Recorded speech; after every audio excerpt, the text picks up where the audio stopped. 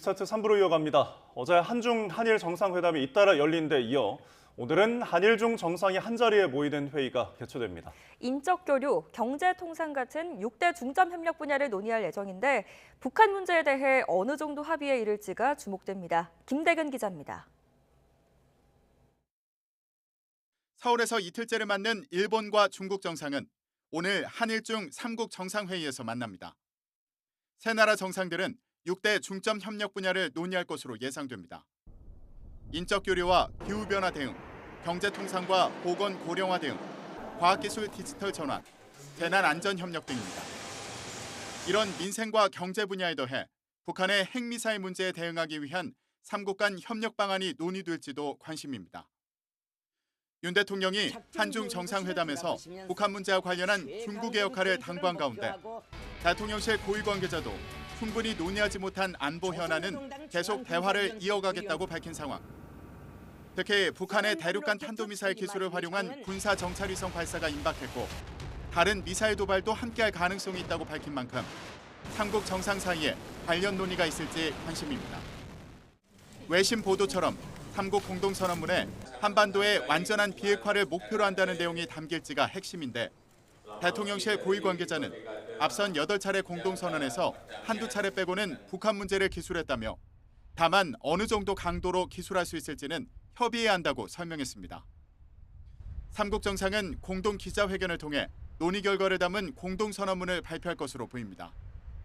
이어서 비즈니스 서밋에 함께 참석해 3국 경제인들을 격려할 예정입니다. YTN 김대근입니다.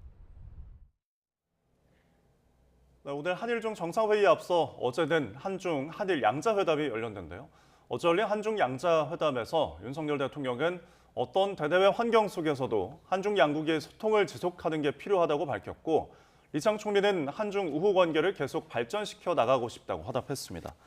북핵 문제도 언급됐는데 윤 대통령은 북한이 핵 개발을 지속하며 러시아와 군사 협력이 이어지는 상황에서 중국이 안보리 상임 이사국으로서 평화의 보루 역할을 해달라고 당부했다고 대통령실 고위 관계자는 전했습니다. 윤 대통령은 기시다 후미오 일본 총리와도 회담을 가졌습니다. 올해 첫 정상회담이었는데 라인 야후 사태에 대해서도 얘기가 오갔습니다. 윤 대통령은 먼저 이번 현안을 외교 관계와 별개의 사안으로 인식하고 있다며 양국 간에 불필요한 현안이 되지 않도록 잘 관리하자고 언급했습니다. 이에 대해 기시다 총리는 일본 총무성의 행정지도가 어디까지나 중대한 보안 유출 사건에 대해 보안을 재검토하라고 요구한 것이라며 한일 정부가 이 문제에 대해 앞으로도 긴밀히 계속 소통해 나갈 예정이라고 말했습니다. 네, 북한이 한일중 정상회의 직전 인공위성 발사 계획을 일본 정부에 통보했습니다. 위성 발사 시점은 오늘부터 다음 달 4일 사이라고 밝혔습니다. 취재 기자 연결합니다. 김세호 특파원. 네, 도쿄입니다.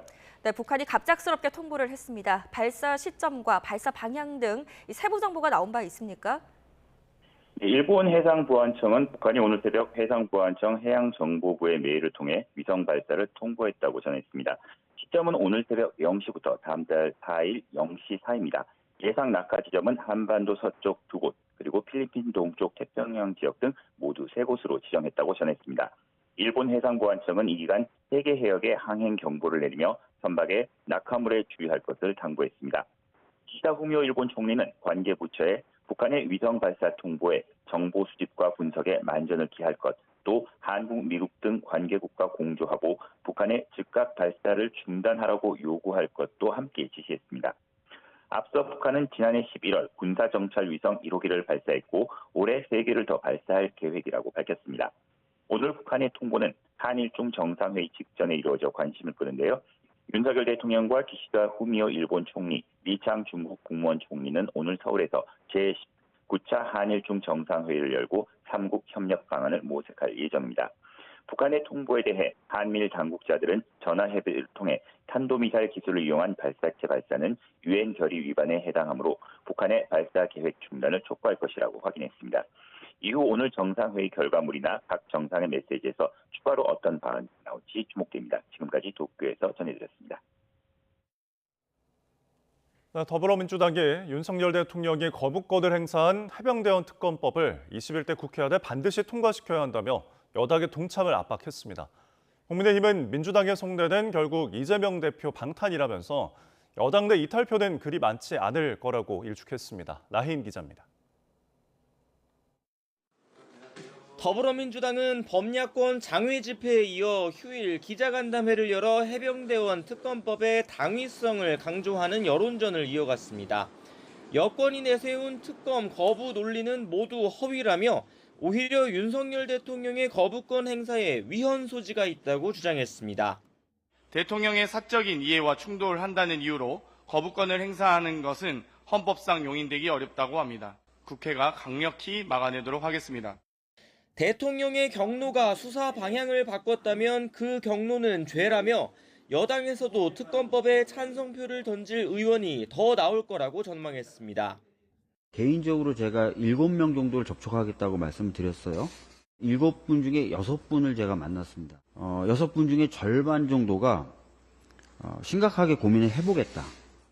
국민의힘은 민주당의 특검 공세엔 이재명 대표 방탄을 위해 대통령을 끌어내리려는 악의적인 의도가 깔렸다고 주장했습니다. 지금까지 4명이 공개적으로 찬성 의사를 밝혔지만 지도부는 예상을 뛰어넘는 이탈표는 없을 거라고 자신했습니다. 남은 기간에 왜 우리가 이렇게 처리하면 안 되는지에 관해서 지속적인 또 대화를 별도로 해나갈 생각입니다. 국군 통수권자이자 법률가인 대통령이 수사 결과에 문제가 있다고 생각하면 경로할 수 있는 거라며 이른바 VIP 경로서를 엄호하는 발언도 나왔습니다. 민주당은 국민의 뜻을 함부로 참칭하지 마십시오. 정쟁 유발, 국정 혼란이 절대 민심이 아닙니다. 특검법 외에도 민주당은 여당이 반대해온 전세사기 특별법과 민주유공자법, 양곡관리법 개정안 같은 쟁점 법안들을 이번 주 본회의에서 처리한다는 계획입니다. 21대 국회 마지막까지 여야 대치는 불가피할 것으로 보입니다. YTN 나힌입니다. 국민의힘 추경호 원내대표와 더불어민주당 박찬대 원내대표는 오늘 김진표 국회의장 주재로 비공개로 만나 21대 국회 마지막 본회의 안건 등을 논의할 예정입니다. 이 자리에선 김 의장이 합의를 주문한 연금개혁이나 해병대원 특검법 재표결, 이 밖에 야당이 요구해온 쟁점 법안 상정 여부가 논의될 것으로 보이지만 여야 입장 차이가 커서 이견이 좁혀질진 미지수입니다. 앞서 여야 원내 지도부는 쟁점 법안과 22대 국회 원구성 협상을 위해 주말에 회동을 할 예정이었지만 일정 공개 등을 두고 신경전을 벌이다 만남을 미뤘습니다. 네, 지난 23일이었습니다. 강원도 인제군의 육군 부대에서 훈련병이 쓰러져 이틀 만에 숨졌습니다. 사망한 훈련병은 군기 훈련, 이른바 얼차려를 받던 중이었는데 육군은 민간 경찰과 함께 사고 경위를 파악하고 있습니다. 권민석 기자입니다. 20대 A 훈련병이 쓰러진 건 일과 시간이 끝나갈 무렵인 지난 23일 오후 5시 20분쯤입니다. 강원도 인제군 육군사단 신병교육대에 배치된 A 훈련병은 당시 동기생 5명과 함께 군기 훈련을 받고 있었습니다. 갑자기 의식을 잃고 쓰러진 A 훈련병은 민간병원으로 긴급 후송됐습니다. 집중 치료를 받았지만 상태가 악화해 결국 이틀 만인 그제 오후 숨을 거뒀습니다. 육군은 A 훈련병 사망 후 하루가 지나 사고 사실을 공개했습니다. 유가족이 언론에 알리는 걸 원하지 않아 곧장 공지하지 못했고 그 사이 SNS에 사실과 다른 의혹이 제기돼 대응에 나서게 됐다고 밝혔습니다.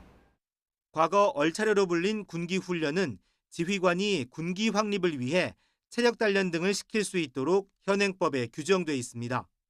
다만 하루 2시간 이내로 실시하고 인권 침해 소지가 있어선 안 됩니다.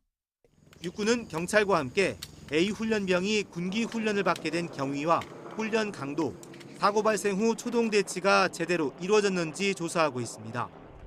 앞서 지난 21일엔 세종시에 있는 육군 32사단 신병교육대에서 수류탄 투척 훈련을 하던 20대 훈련병이 숨지는 등 불과 닷새 사이 훈련병 2명이 목숨을 잃게 됐습니다. YTN 권민석입니다. 네, 오늘 새벽 4시 반쯤 부산 사상구 동서고가도로 확장램프 인근에서 공항 방면으로 달리던 대형 트레일러가 넘어지는 사고가 났습니다. 이 사고로 운전자 47살 강모 씨가 경상을 입었고 공항 방면 전 차선이 통제되면서 이른 시각 출근길에 나선 시민들이 2시간 넘게 큰 불편을 겪어야 했습니다. 경찰은 빗길에 트레일러가 미끄러지면서 사고가 난 것으로 보고 정확한 사고 경위를 조사하고 있습니다. 어제 오후 5시 50분쯤 충남 논산시 강경천에서 고등학생 2명이 물에 빠졌다는 신고가 접수됐습니다. 한 명은 사고 직후 스스로 물에서 나왔지만 다른 한 명은 실종됐습니다. 소방당국과 경찰은 구조대원 등 150여 명을 투입해 수색을 벌였고 신고 3시간여 만에 실종 지점으로부터 수십 미터 떨어진 지점에서 숨진 학생을 발견했습니다. 네, 대낮에 길거리에서 어머니를 흉기로 찌른 40대 남성이 경찰에 구속됐습니다. 인천 미추홀경찰서는 존속살해 미수 혐의로 41살 A씨를 구속했다고 밝혔습니다. 앞서 인천지방법원은 어제 오후 A씨에 대한 구속 전 피의자 신문을 열어 도주 우려가 있다며 구속영장을 발부했습니다. A씨는 지난 23일 낮 인천 하객동 거리에서 60대 어머니를 흉기로 여러 차례 찔러 살해하려 한 혐의를 받습니다. 음주병소니와 운전자 바꿔치기 혐의를 받는 가수 김호중 씨의 신병을 확보한 경찰이 이르면 이번 주 검찰로 사건을 넘기기 위해 수사에 박차를 가하고 있습니다.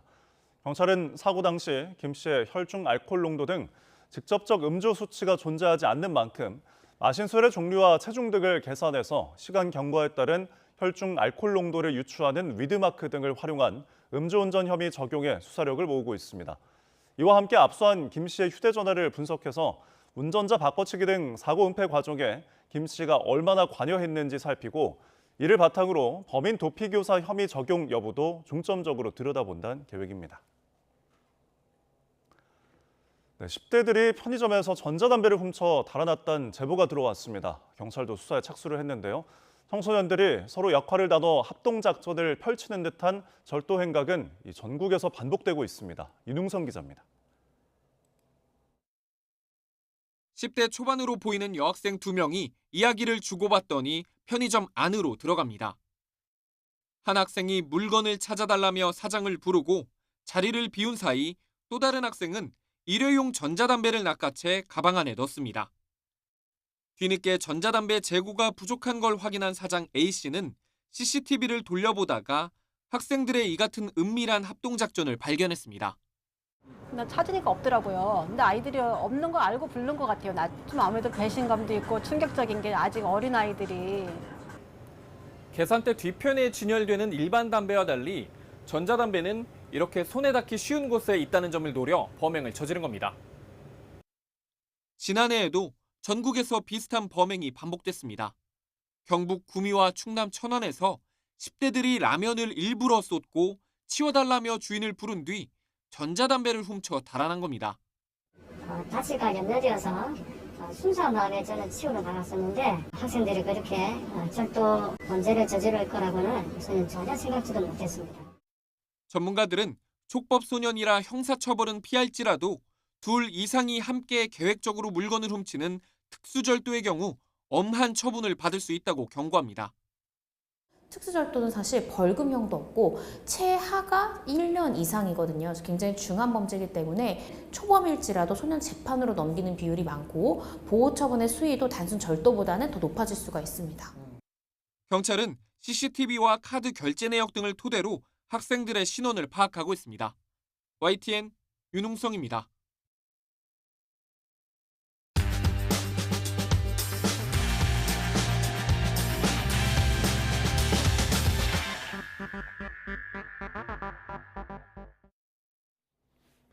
(5월 27일) 월요일 주간 브리핑 시작합니다. 먼저 중앙일보 보겠습니다. 의사들의 집단 행동이 시작된 지 벌써 100일이 넘었죠. 환자들의 불안이 계속되는 건 물론이고 그 주변으로 피해가 이렇게 확산하고 있습니다. 병원을 찾는 환자가 줄자 병원 카페와 인근 식당들은 매출이 반토막이 났다고 합니다. 어떻게든 버티려고 직원들을 내보내는 곳도 있다는데 자영업자들이 느끼기에는 코로나 때보다 심하다고도 합니다. 의료계 집단 행동에 영향을 받는 건 여러 직종입니다. 직접적으로는 환자가 줄면서 간병인들의 일거리가 크게 줄었습니다. 하루 10건 안팎이던 게 한두 건으로 줄어서 한 달에 50만 원도 못 버는 상황이라고 하고요. 또 의료 소모품 만드는 업체도 비상이고 대형 병원 주변에 있는 환자방도 방이 너무 많이 비어서 걱정이라고 합니다. 이렇게 병원 사정이 안 좋다 보니 간호사는 물론이고 청소 미화원들까지 수당과 실직을 걱정해야 할 상황이라고 신문이 전하고 있습니다. 대형 병원은 힘들다고 호소할 때라도 있지만 의료계 을들은 하소연조차 못하는 상황입니다. 하지만 의정 갈등은 여전히 실마리를 찾지 못하고 있습니다. 다음으로 한겨레 신문 보시죠. 프랜차이즈 산업 규모는 커져가는데 가맹점주들은 웃지 못하고 있습니다. 왜 그런지 보겠습니다. 프랜차이즈 가맹본부 수는 2022년 기준 약 9,200개입니다. 10년 만에 3배 가까이 늘어난 건데요. 가맹점 수도 늘긴 했는데 본사가 늘어난 만큼은 아닙니다. 그래서 브랜드당 가맹점 수는 51개 정도에서 28개 정도로 오히려 감소했습니다. 경쟁이 치열해진 탓이겠죠. 가맹점주들의 상황은 갈수록 열악해지고 있습니다. 필수 품목으로 불리는 원부자재 비용부터 해서 인건비의 플랫폼 비용까지 모두 올랐기 때문입니다. 본사와 점주 간의 분쟁도 많은데요. 한 해에만 수백 건 정도가 발생합니다. 문제는 본사가 점주들과의 대화나 분쟁 조정을 거부하는 사례가 많다는 점입니다. 결국 공정거래 위반의 신고나 집단 농성으로까지 이어지고 있는데요. 가맹점주들은 대화를 하지 않는 본사 때문에 불필요한 사회적 비용이 발생하고 있다는 입장입니다. 점주들은 가맹사업법 개정안을 해법으로 제시합니다. 점주들이 단체를 구성해서 공정위에 등록을 할 수가 있고 협상권도 인정해주는 내용을 골자로 합니다. 내일 열릴 21대 국회 마지막 본회의에 상정될 예정인데 통과 여부에 관심이 쏠리고 있습니다. 이번엔 동아일보 보겠습니다. 연말이 되면 예산이 남아서 보도블럭을 다 갈아엎는다. 이제는 옛말이 됐다고 합니다. 전국의 지방자치단체가 세수 부족으로 몸살을 앓고 있기 때문인데 얼마나 상황이 심각한지 보겠습니다. 우리 경제의 발목을 잡고 있는 지역 경기 둔화와 부동산 경기 침체, 지방 세수 대폭 감소로 이어졌습니다. 지자체의 재정 자립도도 전국 평균 기준 지난해보다 1.7%가 하락했습니다. 지역별로 어떤지 볼까요? 부산광역시는 세수가 무려 2,160억, 인천광역시는 1,988억 원이 줄었습니다. 세수가 줄면서 기초지자체로 가는 교부금도 줄고 있습니다. 지금 보시는 사진은 인천 남동구의 한 도로인데요. 예산 부족으로 재포장 사업이 물거품이 됐습니다. 또 복지 사업을 중단하는 지자체도 속출하고 있고요. 교부금 의존도가 큰 기초지자체들이 큰 타격을 받는 중입니다. 없는 살림의 지자체들은 최대한 허리띠를 졸라매는 상황입니다. 이에 서울에서 시행 중인 공동재산세를 확대하자는 목소리가 나오고 있습니다. 시가 재산세의 절반을 걷어서 각 자치구에 동등하게 나눠주는 제도인데요. 도입하는 지자체가 나올지 지켜봐야겠습니다. 이어서 조선일보입니다. 지난 25일 폐막한 제77회 칸 영화제 여성에 의한 여성연대를 위한 영화가 칸의 선택을 받았습니다. 네, 지금 보시는 사진에 한번 주목을 해볼까요? 여기 4명이 출연하는 작품은 에밀리아 페레스입니다. 3등상인 심사위원상을 받았고요. 여우주연상을 4명이 공동 수상했습니다. 또 가장 오른쪽에 있는 배우인 카를라 소피아 가스콘, 성전환 배우입니다. 최초로 수상자에 포함이 됐습니다. 이외에 또 어떤 작품들이 올해 칸의 선택을 받았는지 보겠습니다. 먼저 최고상인 황금 종려상의 영예는 성매매 여성이 주인공인 코미디 작품 아노라가 차지했습니다. 2등상인 심사위원대상은 All We Imagine as Light가 받았는데요. 함께 여행을 떠난 여성 간호사들을 통해서 여성 연대를 주제로 다뤘습니다.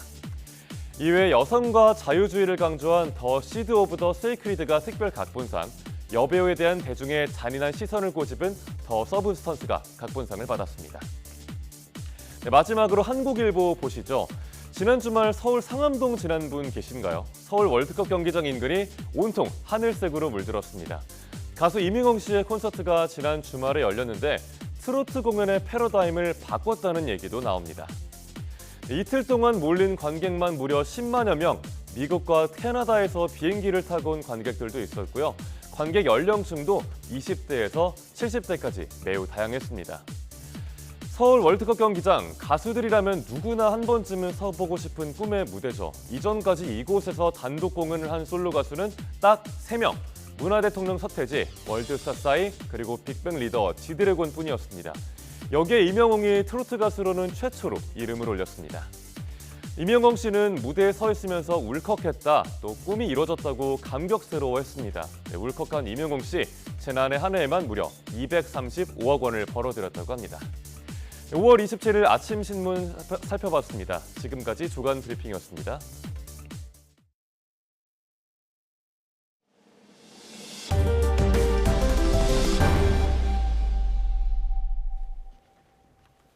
오늘 열리는 재판 살펴보겠습니다. 오늘 오후 3시 부당 합병과 회계부정 의혹 등으로 재판에 넘겨졌다가 1심에서 무죄를 선고받은 이재용 삼성전자 회장의 항소심 첫 재판이 열립니다. 오늘 재판은 준비기일인 만큼 피고인의 출석 의무가 없어서 이 회장은 나오지 않습니다. 이재명 더불어민주당 대표의 이른바 위증교사 사건 재판은 오늘 오후 1시 45분부터 시작됩니다. 이 대표는 지난 2018년 김병량 전 성남시장의 수행비서 김모 씨에게 전화를 걸어 검사 사칭 사건 관련 재판에서 위증을 해달라고 요구한 혐의를 받는데요. 오늘 재판에는 이 대표가 검사 사칭을 함께 공모했다는 의혹을 받은 방송국 PD가 증인으로 출석할 예정입니다. 오늘 오전 10시부터는 탈북어민 강제 북송 사건으로 기소된 정의용 전 청와대 국가안보실장 등 문재인 정부 안보 관련 인사들의 재판이 진행됩니다.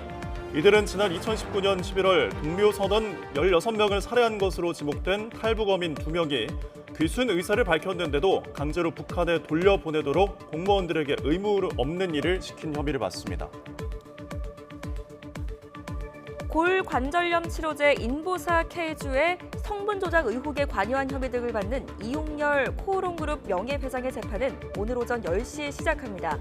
이 재판은 지난 2020년부터 지금까지 무려 4년 넘게 이어지고 있는데요. 올해 안에 1심 결과가 나올 수 있을지 주목됩니다.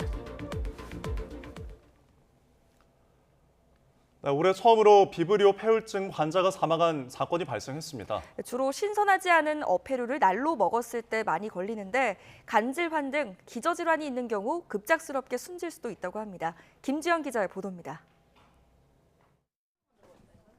다리가 아프고 색이 변하는 모습이 이상해 병원을 찾았던 70대 여성 A씨. 응급실에서 치료를 받았지만 이틀 만에 세상을 떠났습니다. 검사 결과 A씨는 비브리오 폐혈균에 감염된 것으로 확인됐습니다. 비브리오 폐혈증은 건강한 사람이 걸렸을 때 구토나 설사를 하는 정도로 끝나지만 간 질환자나 당뇨병 환자처럼 기저질환이 있는 경우 치명적일 수 있습니다. A씨처럼 하루 이틀 사이 급격하게 상태가 나빠져 사망할 수도 있는 겁니다. 최근 5년 사이 비브리오 폐혈증으로 숨진 사람은 한 해 평균 20명이 넘습니다. 비브리오 폐혈증에 걸리면 사망률이 50%에 달할 정도로 높고 빠르게 진행되면서 혈압이 떨어지고 의식이 떨어지고 장기 부전이 오기 때문에 비브리오 폐혈균은 바닷물 온도가 18도 이상 올라갔을 때 잘 증식됩니다. 이 때문에 날이 따뜻해졌을 때 해산물을 제대로 익히지 않고 먹었다가는 감염되기 쉽습니다. 또 피부에 상처가 난 상태로 균에 오염된 바다에 들어갔다가 걸리는 경우도 있습니다. 기저질환이 있다면 회나 덜 익힌 해산물을 반드시 피해야 합니다. 전문가들은 어패류를 보관할 때 5도 이하의 저온으로 보관하고 조리할 땐 해수가 아닌 흐르는 수돗물에 깨끗이 씻는 게 좋다고 조언합니다. YTN 김주영입니다.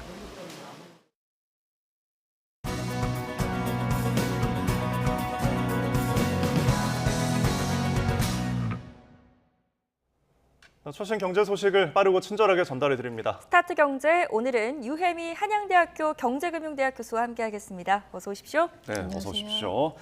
자, 먼저 어제 있었던 한일 양자회담 이야기부터 해보겠는데, 자, 중국 총리 9년 만에 우리나라 방문하면서 양국 관계 회복에 대한 어떤 기대와 전망이 지금 막 나오고 있습니다. 지금 윤 대통령과 리창 총리의 한중 회담, 어떤 경제 협력 내용들이 있었는지 정리를 좀 해주실까요? 예.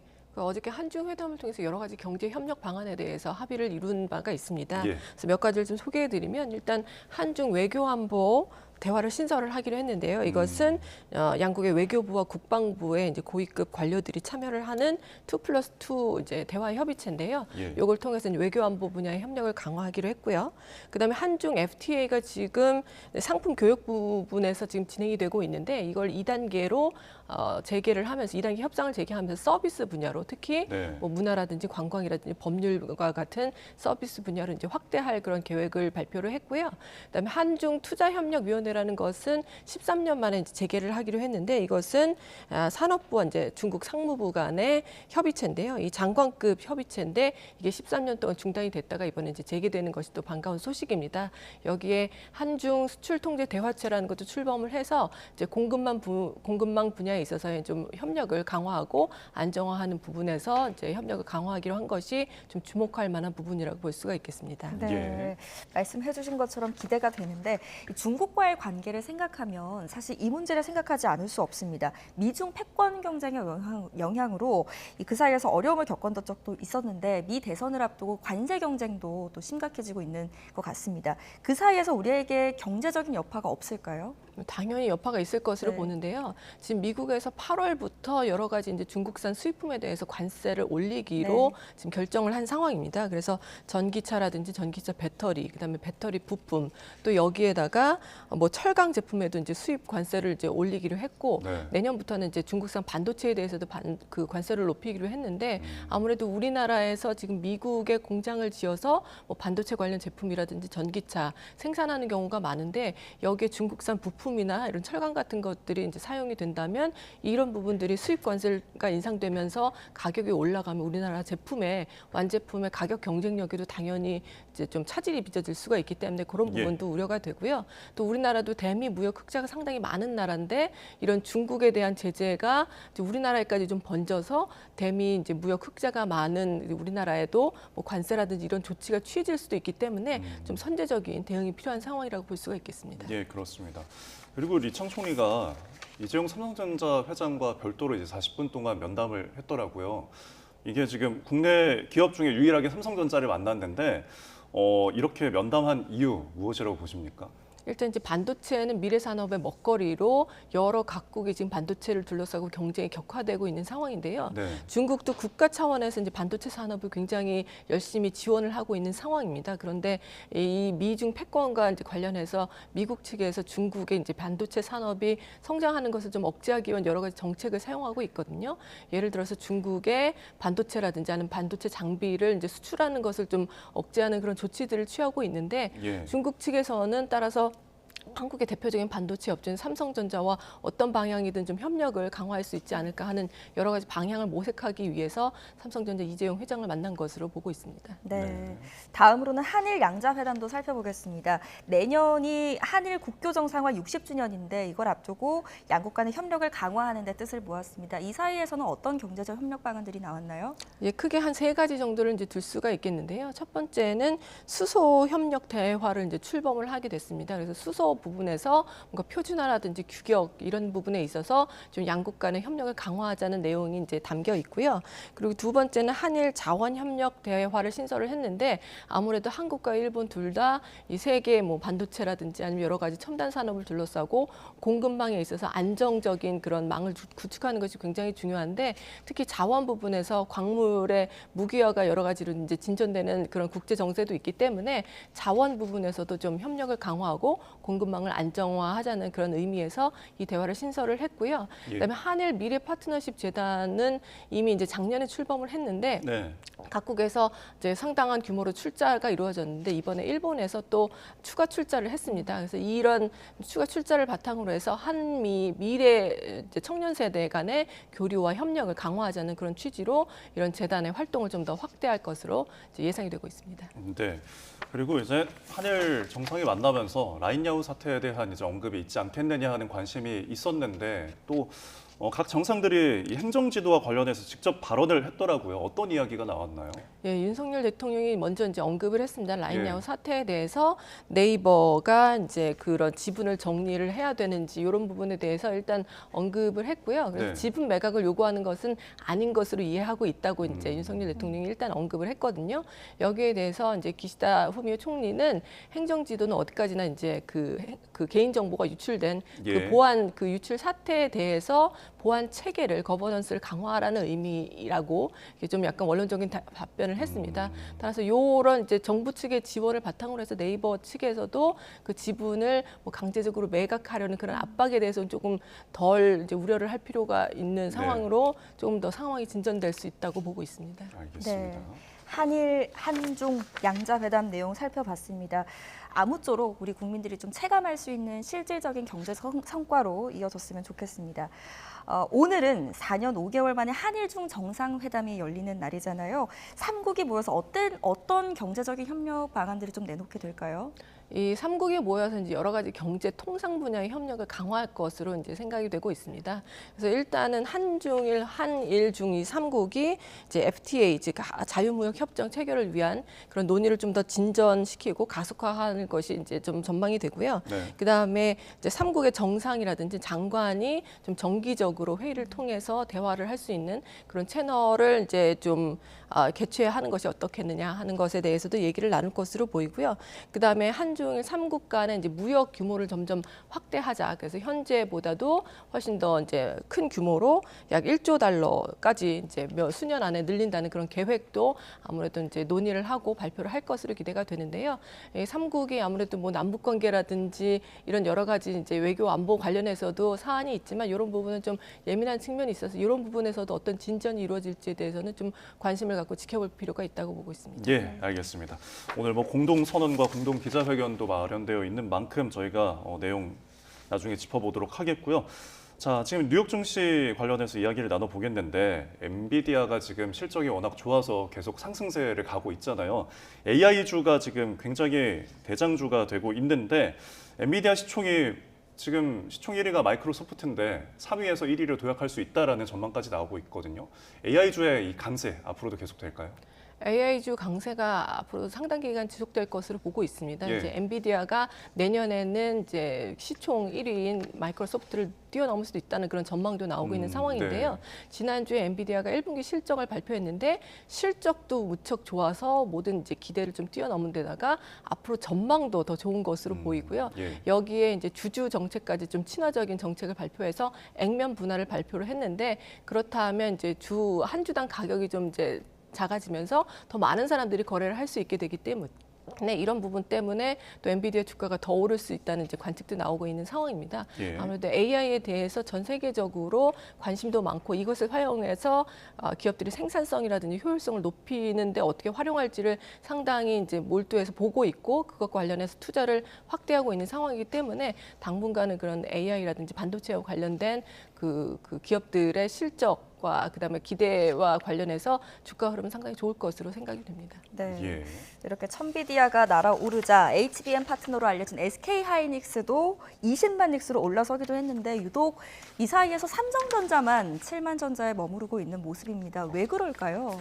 예, 그런 부분이 상당히 안타까운데요. 이제 삼성전자가 이 고대역폭 메모리라고 하는 이제 HBM 시장을 그 시장의 이제 초기 단계에서 아무래도 조금 그 시장에 대한 성장성을 조금 저평가해서 그 부분에 대한 투자가 좀 늦었다는 그런 이제 평가가 나오고 있고요. 네. 따라서 이제 SK하이닉스는 HBM과 관련해서 4세대, 5세대 지금 그 칩을 개발해서 엔비디아에 이제 납품을 하고 그 시장을 계속해서 넓혀가고 있는데 삼성전자 같은 경우는 이제 5세대 그 HBM을 개발을 해서 지금 엔비디아하고 테스트를 하고 있는데 네. 최근에 테스트에서 그렇게 좋지 않은 결과가 나왔다는 그런 소식도 나왔거든요. 예, 예. 그래서 이 부분에 있어서 조금 더 투자를 하고 앞으로 어떻게 이제 성장을 이어갈지를 지금 고민하고 있는 단계인데 그런 이제 일환으로 최근까지 이제 삼성전자의 수장으로 이끌었던 반도체 사업을 이끌었던 그 수장을 교체하는 전격적인 그 조치를 해서 아무래도 앞으로 이제 반도체 그 관련된 사업에 있어서 조금 더 전략적으로 강화를 하고 있는 그런 상황입니다. 네, 삼성전자 주주들은 날개도침도 오르기를 좀 바랄 것 같은데 테스트가 통과하기를 좀 기다릴 것 같습니다. 다음 소식도 살펴보죠. 지금 에너지 원자재 가격들이 워낙 오르다 보니까 국내 에너지 공사들이 부담이거든요. 한국전력이나 가스공사 지금 1분기 이자로만 1조 5천억 원 부담한 것으로 나타났는데 부채 감축 노력을 계속하고 있지만 빚이 줄고 있지 않고 오히려 늘어난다 이런 현상인데 어떻게 보시나요?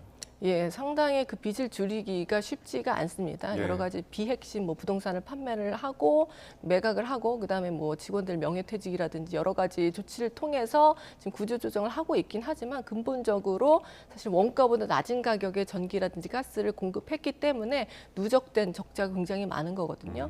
사실은 지금 이제 한국전력 같은 경우는 영업이익을 내고 있습니다. 예. 하지만 영업이익의 규모가 누적된 적자를 해소하기에는 이제 역부족인 그런 상황인데요. 한국전력 같은 경우는 2021년부터 23년까지 원가보다 낮은 가격에 계속해서 전기를 공급하다 보니 누적 적자가 43조나 쌓였고요. 예. 그다음에 가스공사 같은 경우도 2022년 이후로 지금 그 LNG 가격이 국제시장에서 200%까지 올랐는데 네. 가스요금 43% 오른 데 그쳐서 지금 이제 원가보다 낮은 가격에 계속 공급한 시기가 오래되다 보니까 적자가 좀 해소가 되지 않고 있는 상황이라서 아무래도 요금 인상을 통해서 이런 적자를 해결하는 것이 불가피해 보이는 상황입니다. 말씀하신 대로라면 이 부담, 이자 비용이 이자 부담이 서민들에게도 가중되지 않을까요? 당연하죠. 이제 가스요금이랑 전기요금이 인상이 되면 당연히 서민들의 부담이 가중되는데 그나마 가스요금 같은 경우는 여름이 이제 계절적으로 그 수요가 그렇게 크지는 않은 시기이기 때문에 네. 현재 올리는 게 그렇게 많은 부담은 안 되겠지만 가스요금 같은 경우는 이제 여름이 되면서 냉방 수요 같은 것도 이제 급증을 할 것이기 때문에 전기요금 인상이 서민들에게는 상당한 부담으로 작용할 것으로 생각됩니다. 예, 알겠습니다. 지금까지 유혜미 한양대학교 경제금융대학 교수와 함께 이야기 나눠봤습니다. 고맙습니다. 잘 들었습니다.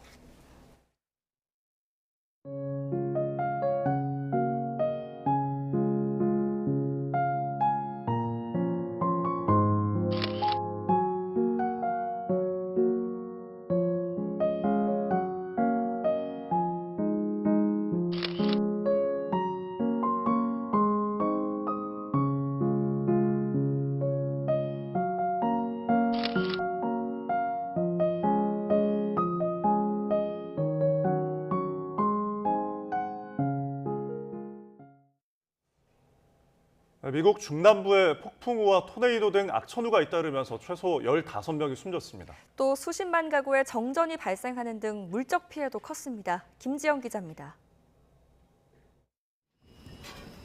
거대한 토네이도의 위력이 미국 텍사스 북부를 휩쓸었습니다.